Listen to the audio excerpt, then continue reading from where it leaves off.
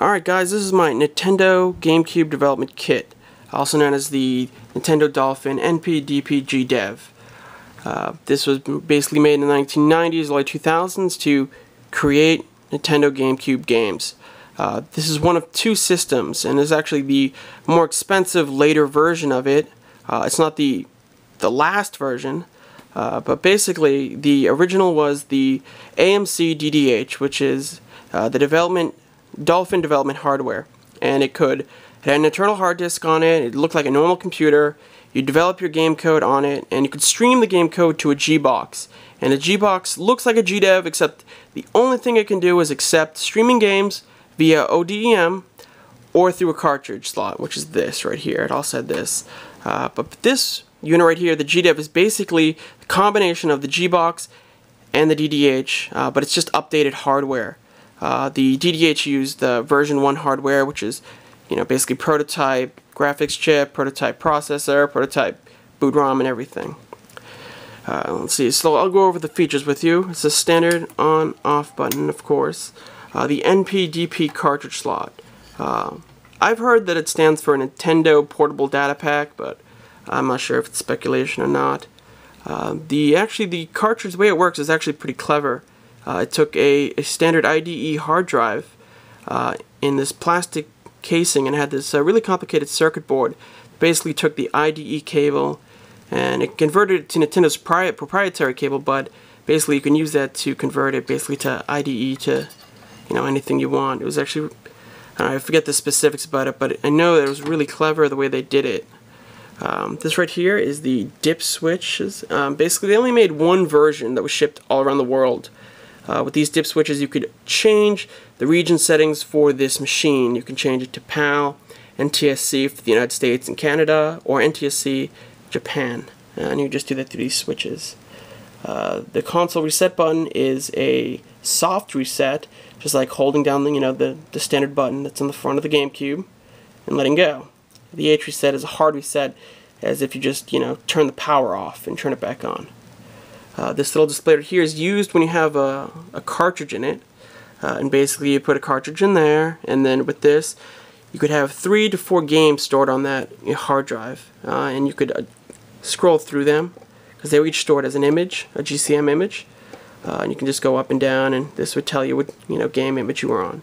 It's an open and close emulation, just in case a game had multiple discs or whatnot. You just want to test it, how it would react to it. The error button is for real-time debugging. Basically, it would cause the game to crash, and you would retrieve the information via the serial port on the back. It's known as a breakpoint if you're into programming. This right here, the 4 standard full-speed controller ports. This on the side is the access point. You can actually, I made a video that goes over this more thoroughly. There's the warranty seal on it. Not that it makes a difference. Now this is the back of the unit, and it's just the general manufacturer sticker on there. It was actually made by Hudson Soft, which is actually I found pretty interesting. It has 2 standard ports. It has the digital out like the original GameCubes did, and then the analog out. And actually the analog port is the same that's on the N64 and the same that's on the GameCube. And it has just another console reset switch. It's going to be a hard reset actually. These 2 ports are the EXI ports, also there's the memory card ports. You could actually use them using a cable called USB to EXI.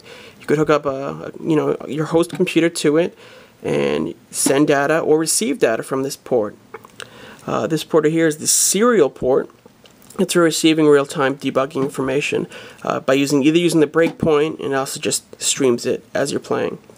The ODEM is the optical disc emulation module, and basically from there you'd hook up to a host computer and it would stream the GCM instead of using a cartridge, and you could play the game normally. Just a little warning on here telling you not to use the DDH, because the DDH is older equipment and it's not using the same ODM card. Standard power supply, and I will turn it on for you so you can see what that looks like. And of course it's going to default into developer mode. Right now it's checking for a cartridge or checking for a connection to a host computer. At this point you would actually send a command if you had it hooked up to a computer. through the SDK that the Nintendo gave for the GameCube, or MetroWorks, or Essence Systems Pro Debug for the GameCube. You know, obviously I have nothing hooked up to this, so, but it's constantly checking. It's an infinite loop just to make sure it gets a connection. I actually have the lineup in a chart that actually shows you the system. It's one of two, as you can see. And the original way was to use a DDH and hook it up to a G-Box, and the G-Box would act almost like the GDEV. It would just, you know, play the games. It's basically a prototype GameCube. But the NPDP-GDEV was created in 2001, released from 2001 to 2002, and it allows you to develop games, compile images, you know, render graphics, and so on. Okay, I'll just quickly show you the images. That's the original.